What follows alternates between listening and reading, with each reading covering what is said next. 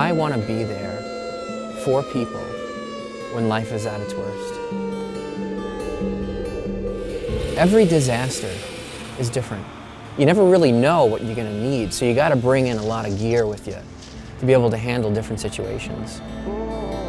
The kind of trailers that the first response team needs are not the trailers that you see in most lots around the United States. These trailers are custom designed that specifically fits our needs and the needs of disaster survivors.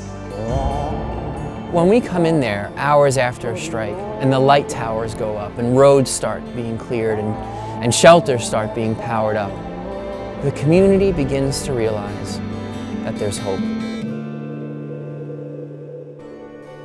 Back in 2009, when we were building a new fleet and we had some really great donated trucks and donated equipment, we really were searching for a good heavy-duty trailer to haul all of this equipment to disasters.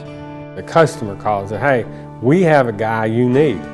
And he sent him down here to talk about a trailer. I recall my first meeting with Steve and his father and his daughters.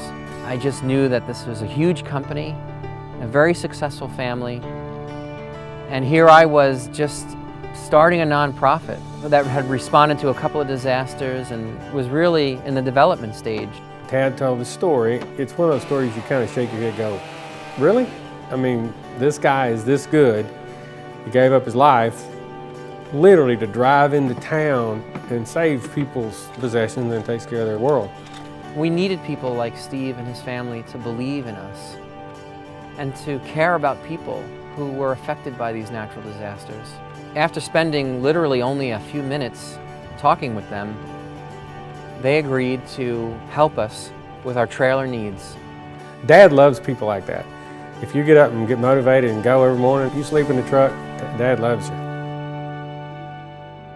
I remember Steve asked me, "What do you need?"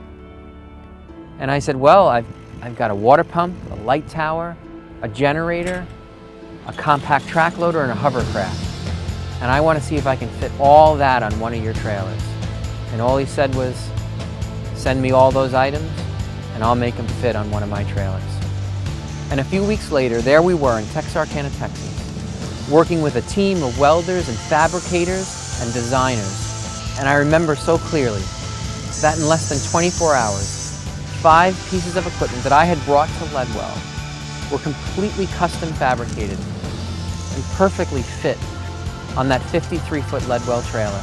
That fleet saved lives and restored hope to countless storm survivors. Anything you build, doing something for somebody, it makes you feel better. And so my guys, they know those trailers and who built them and what they're doing. We rely on the Ledwell brand and the products that they create to be there for people who need our help and who are looking for someone to rely on. It makes me very proud that he's using our stuff and chooses to. I hope somewhere in Tad he has a sense of support, that he knows we're with him, literally behind him. Tad's been part of our life. What started out as a brand new trailer donated in 2009 has turned out to be much more than that. In a way, over the years, Ledwell has adopted the first response team into their family. And though Steve will never know or meet so many of the countless lives that they've touched through the first response team, I just simply hope that they know that I appreciate them. And there's so many people who see that fleet coming up the road, heading into disaster sites, that are comforted to know that the Calvary has arrived. And none of that would be possible if Steve, Leslie, the family, the company didn't support us year after year.